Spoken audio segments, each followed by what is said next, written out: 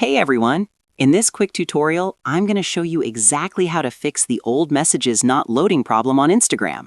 So if you scroll up in your chats and older messages refuse to load, just follow these simple steps to solve it.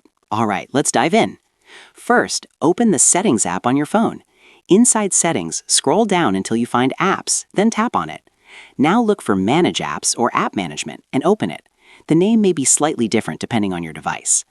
At the top of the screen, you'll see a search bar. Tap on it and type Instagram to quickly find the Instagram app. Once you see it, tap on it to open the Instagram app settings. Now tap on Force Stop, and then tap OK to confirm. This will completely close the app and stop it from running in the background. After that, tap on Storage. Here, tap Clear Data and select Clear Cache, then tap OK to confirm. This removes temporary files that might be causing the old messages to stop loading. After clearing the cache, go back to your home screen. Open the Play Store on your phone. Tap the search bar at the top and type Instagram. Once the app appears, check if there's an update button. If you see it, tap Update and wait for the app to install the latest version. Updating the app is important because many loading problems happen because the app is outdated. After the update is finished, go back to your home screen.